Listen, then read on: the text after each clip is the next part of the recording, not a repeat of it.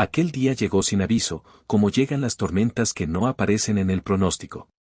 Mi hija se presentó en la puerta con los ojos hinchados, una maleta pequeña y 3 niños aferrados a su abrigo. El mayor apenas tenía 7 años, la del medio 5, y el más pequeño aún llevaba pañales. No pregunté demasiado, bastó con ver sus manos temblorosas y el silencio incómodo que la rodeaba. Dijo que solo sería por unas semanas, que necesitaba arreglar unas cosas, que volvería pronto. Yo asentí, porque siempre había sido así entre nosotras, yo resolvía, ella desaparecía. Esa primera noche dormimos todos en la misma habitación. Los niños tenían miedo de un lugar nuevo, de una abuela que hasta entonces había sido visita y no refugio permanente. Les conté historias inventadas, de árboles que caminaban y estrellas que escuchaban secretos, hasta que el más pequeño se durmió con la mano cerrada alrededor de mi dedo. Pensé que al amanecer todo se aclararía, que mi hija volvería a llamar con un plan, con fechas, con una explicación que tuviera sentido. Pero el amanecer trajo silencio. Y luego otro, y otro más. Pasaron las semanas. Llamé a su teléfono, envié mensajes, escribí correos que nunca tuvieron respuesta. Al principio pensé que había perdido el móvil, que estaba resolviendo problemas graves y no podía hablar. Después, cuando ya habían pasado 3 meses, comprendí que algo era distinto. Los niños empezaron a decir casa señalando mi cocina, mi cama refiriéndose a las literas que compré a plazos, mi escuela cuando los inscribí para que no perdieran el año. Yo me repetía que todo era provisional, que solo estaba sosteniendo el tiempo para que mi hija pudiera recomponer su vida. La escuela fue un desafío. Pedían documentos, autorizaciones, firmas que no tenía. Expliqué la situación con vergüenza, con esa sensación de estar siempre pidiendo permiso por existir. La directora me miró largo rato y luego aceptó, porque vio a los niños bien vestidos, alimentados, atentos. Solo mientras tanto, dijo. Esa frase se convirtió en una especie de hechizo que repetía para tranquilizarme. Trabajaba limpiando casas por horas. Me levantaba antes del amanecer para preparar desayunos, dejar mochilas listas, peinar coletas y hacer trenzas torcidas. El dinero apenas alcanzaba, pero alcanzaba. Los domingos cocinábamos juntos, el mayor picaba verduras con cuidado exagerado, la niña cantaba canciones que aprendía en la escuela y el pequeño se reía cuando el vapor empañaba la ventana. Yo sentía miedo, sí, pero también algo parecido a una calma extraña, como si el caos hubiera encontrado su propio orden. A veces, en la noche, me preguntaba qué había pasado con mi hija. Recordaba su adolescencia, su rebeldía temprana, su manera de irse de los lugares sin despedirse. Recordaba las promesas que hizo cuando nació el primero, las veces que dijo que todo cambiaría. Me decía que no debía juzgarla, que cada quien carga con sus sombras. Sin embargo, cuando pasaban los meses sin noticias, la herida se volvía más profunda. El primer año se fue sin ceremonias. Celebramos cumpleaños con pasteles sencillos y velas recicladas. Les cosí disfraces para el festival de la escuela y lloré escondida detrás del telón cuando los vi bailar. Me acostumbré a firmar boletines, a ir al médico, a explicar una y otra vez que la madre estaba de viaje. Nadie preguntaba demasiado, la gente suele aceptar las explicaciones vagas si uno habla con suficiente cansancio. El segundo año fue más duro. El trabajo disminuyó y hubo semanas en que conté monedas para comprar leche. Consideré buscar ayuda legal, pero el miedo me paralizaba. ¿Y si al presentarme en alguna oficina me acusaban de algo? ¿Y si, al intentar hacer las cosas bien, alguien decidía que yo no era suficiente para ellos? Preferí seguir como estábamos, sosteniendo la vida con hilos invisibles. Los niños crecían. El mayor empezó a hacer preguntas más directas. ¿Por qué mamá no viene? ¿Hicimos algo mal? Yo respondía con cuidado, eligiendo palabras que no hirieran, palabras que dejaran una puerta abierta. A veces los adultos se pierden, decía, pero eso no tiene nada que ver con ustedes. Él asentía, aunque sus ojos no parecían convencidos. Con el tiempo, dejé de esperar el sonido del teléfono. La ausencia se convirtió en rutina. Guardé la maleta con la que mi hija llegó en lo alto del armario, como si al no verla pudiera olvidar el inicio de todo. Los niños dejaron de mencionar a su madre con frecuencia.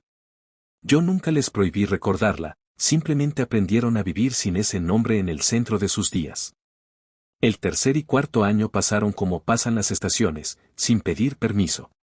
Hubo enfermedades, caídas, primeros dientes perdidos, primeras decepciones. Yo estaba ahí para todo, con la espalda cada vez más cansada y el corazón cada vez más comprometido. A veces me sorprendía pensando en el futuro como si fuera mío y de ellos, no como algo prestado. Esa idea me asustaba y me reconfortaba al mismo tiempo. Una tarde, al volver de la escuela, encontramos una carta en el buzón. No tenía remitente, solo mi nombre escrito con una letra que reconocí de inmediato. Las manos me temblaron al abrirla. Decía poco, que estaba bien, que necesitaba tiempo, que agradecía todo lo que había hecho. No había fecha, ni promesas, ni intención de volver. Los niños me miraban en silencio, esperando una traducción que no supe dar. Guardé la carta en un cajón y preparé la cena como si nada hubiera pasado. Los años siguientes trajeron cierta estabilidad. Conseguí un trabajo fijo en una lavandería. No era fácil, pero me daba seguridad. Logré regularizar algunos papeles con ayuda de una trabajadora social que decidió creerme. No todo quedó claro, no todo quedó legal, pero avanzamos lo suficiente para no sentir que vivíamos al borde del abismo. Los niños se adaptaron a una normalidad que nunca fue planeada. El mayor entró en la adolescencia con una mezcla de rebeldía y responsabilidad. Cuidaba de sus hermanos cuando yo trabajaba hasta tarde. La niña desarrolló una sensibilidad especial para notar mis estados de ánimo, a veces me abrazaba sin decir nada, como si entendiera más de lo que yo quería mostrar. El pequeño creció pensando que siempre había sido así, que el mundo incluía una abuela que hacía de todo. Yo envejecí de golpe. No en apariencia, sino en prioridades. Dejé de pensar en mí como alguien con sueños propios y empecé a pensarme como un punto de apoyo. No me quejaba, había aprendido a encontrar pequeños momentos de alegría en lo cotidiano, en una risa inesperada, en una tarde sin prisas. Hasta que, un día cualquiera, cuando el tiempo ya había acumulado casi una década sobre nuestros hombros, sonó el timbre de la puerta con una insistencia distinta, una urgencia que no supe identificar de inmediato. Me limpié las manos en el delantal, caminé hacia la entrada con una sensación extraña en el pecho y al abrir me encontré con dos figuras desconocidas y un nombre pronunciado con una formalidad que heló el aire, mientras los niños observaban desde el pasillo sin entender por qué mi rostro había cambiado de color de manera tan brusca. Era un día gris cuando sonó el timbre con una urgencia que me hizo detener el corazón. Al abrir, me encontré con dos personas vestidas formalmente, portando identificaciones y un aire de autoridad que llenó la entrada. La palabra secuestro resonó en la sala antes incluso de que pudieran explicarse, como un trueno que cae sobre la calma de años de cuidado y rutina. Los niños se aferraron a mí con miedo, el mayor me miró con una mezcla de ira y confusión, la niña intentaba esconderse detrás de mis piernas y el más pequeño comenzaba a llorar, sin comprender la gravedad de lo que estaba pasando. En ese instante comprendí que nuestra vida tranquila de casi 10 años estaba a punto de derrumbarse. Los funcionarios me explicaron que mi hija había presentado una denuncia formal, afirmando que yo había retenido a sus hijos sin su consentimiento.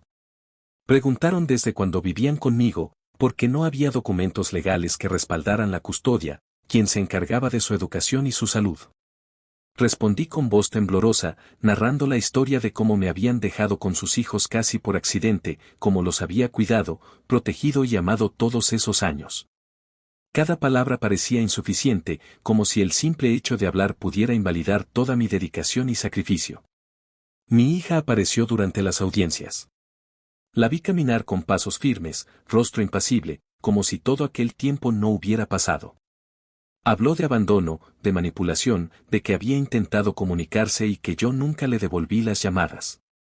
Sentí una mezcla de tristeza y rabia, la tristeza por los años perdidos sin su presencia y la rabia por la acusación injusta que ignoraba cada sacrificio, cada noche sin dormir, cada enfermedad de los niños que yo atendí sola.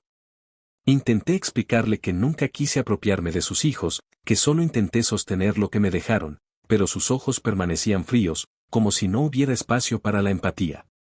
Los niños fueron entrevistados por separado. El mayor, con una madurez que no correspondía a su edad, explicó que siempre había hablado con su madre cuando era pequeño, pero que ella dejó de llamar. La niña dijo que me amaba y que yo era su hogar, mientras que el pequeño solo pidió no separarse de mí. Escuchar sus voces, aunque sinceras, me rompía el corazón. Cada palabra pronunciada frente a desconocidos era un recordatorio de cómo la vida podía ser juzgada desde la legalidad, ignorando el afecto y la protección diaria que yo les había brindado. Los meses siguientes fueron un tormento.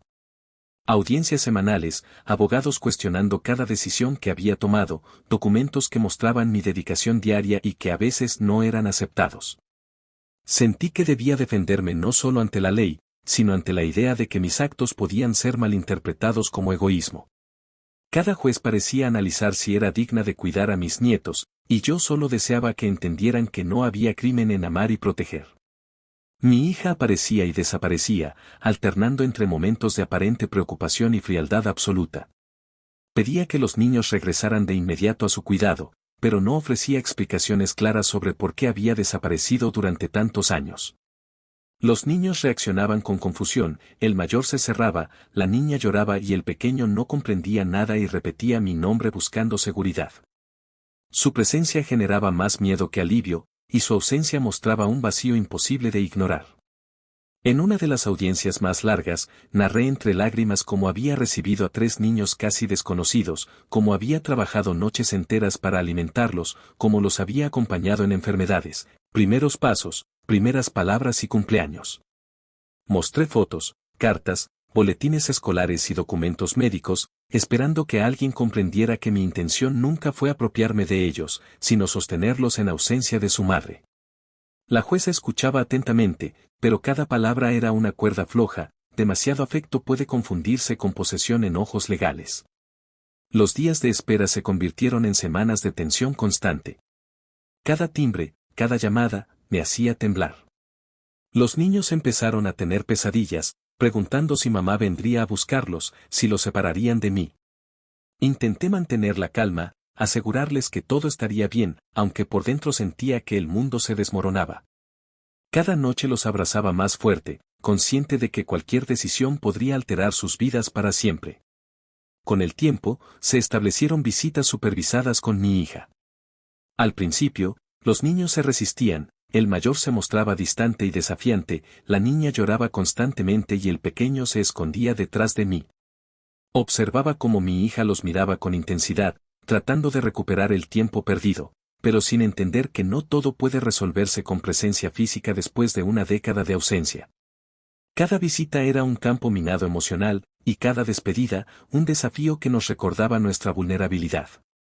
Entre audiencias y visitas, continuábamos nuestra vida diaria. Yo seguía levantándome temprano, preparando mochilas, asegurando que desayunaran bien, acompañándolos a la escuela y atendiendo cada necesidad.